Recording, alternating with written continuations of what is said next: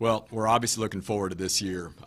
It's in the short time that we've been practicing, it's made a world of difference, having so many returning players and just having a number of players, obviously, that can kind of shed some light with the newcomers on some of the terminology and the plays, what we're looking to do defensively.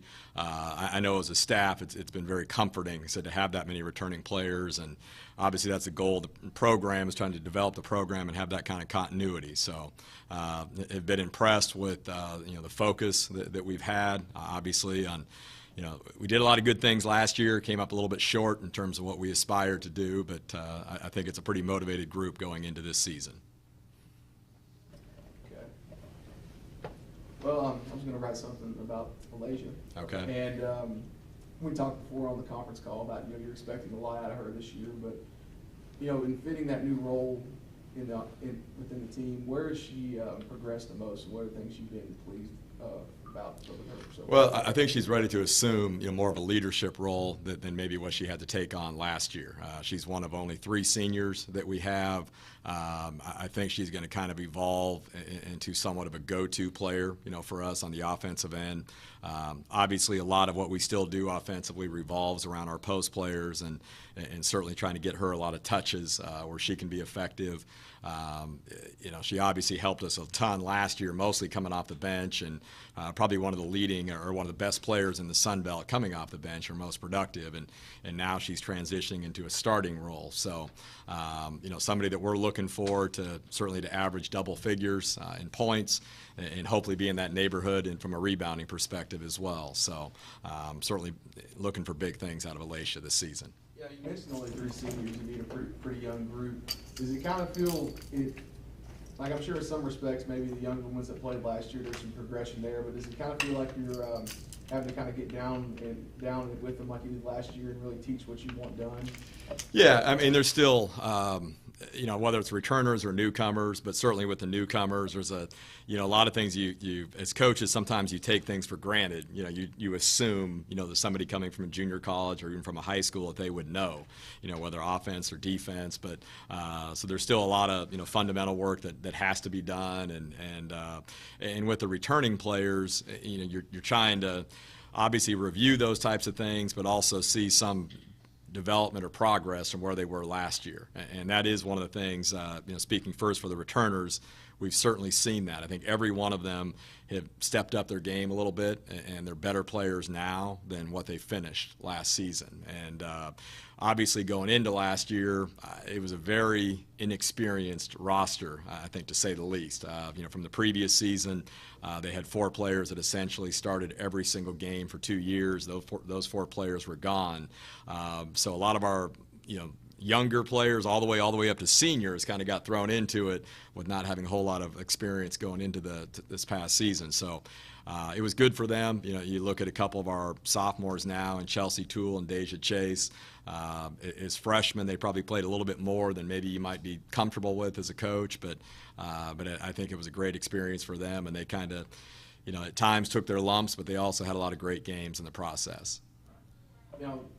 Transition off the floor, then, what about you? I mean, you're coming in here, this is year 2 now, and last year was a completely new place, environment for you, plus the staff, with some folks you haven't worked with before. How has that gone for you? Coming along extremely well. Obviously, having the continuity of the staff and basically having everybody back, I think it's safe to assume, I think for all of us, everybody's a little bit more comfortable in year 2. I think they have a really good idea of what it is I'm looking for in all areas, whether it's recruiting, skill development, offense, defense, you name it. I think everybody's just a little bit more familiar, and obviously I'm more familiar with them. And like I said, from a player perspective, now that I've spent, essentially, 29 games last year, plus a couple scrimmages and about 90 practices, I certainly have a pretty good feel for the strengths and weaknesses of everybody on the floor, and so that certainly has helped going into this season.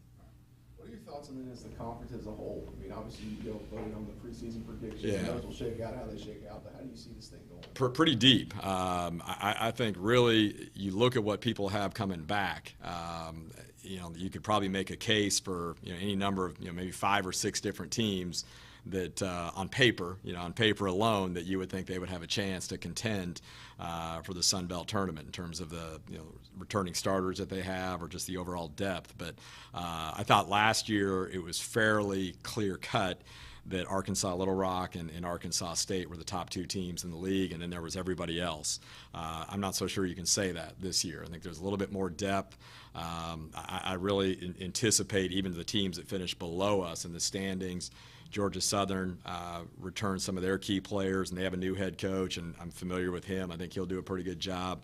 South Alabama's got a lot of their players back, so it's going to be interesting. Like I said, I think it's going to be a dogfight just to make the top 8 and be in the Sun Belt tournament, but I think you're going to see a little bit of parity, throughout the league. How have you all adjusted the rules changes? Really drastic rules changes, I think. How have you kind of started implementing that with the team? Well, we do it actually on an almost daily basis. In fact, today's practice here in a little bit, we'll be doing it again as well, where we're simulating situations where we're instead of an entire half, now you've got the 10-minute quarters. Obviously, fewer media timeouts. We're practicing scenarios. For example, in today's practice, we're pretending somebody called, a timeout at the 6-minute mark, of the first quarter. And so essentially you have to be prepared to play the entire remainder of the quarter without the benefit of a timeout, because it burned the media timeout. We had a scrimmage the other day. We have another scrimmage coming up against an outside opponent this Saturday. Again, keeping in mind you have fewer timeouts as well in general. Now we only have 3:30s and one full. Typically, in most cases, I never used all 5 anyhow, so that's not a big adjustment. I think the one thing that's going to be a lot different, though, is like the NBA, how they reset the foul count. So at the end of a quarter, the team fouls go all the way back down to 0. That's one thing. That change I was not a big fan of. Last year, we certainly had our challenges offensively, but we were number 1 in the league in free throws attempted per game, and that's a big part of what we want to accomplish offensively. We're always stressing to the team foul pressure. That's the phrase that we use, and a big part of that is getting paint touches, and we're trying to get to the line and get easy points, but invariably I would think we're going to end up shooting fewer free throws just simply because of the foul count changing or resetting. What about the advancement? I like that. I think that's a great. That's something we haven't actually simulated yet in practice. We will, certainly, and start working on that the final minute of the game where you could actually 59.9 seconds. You can advance the ball to the front court like they do again in the NBA, and I think that's a great idea. But and adds to some of the strategy involved. But like I said, I'm looking forward to that.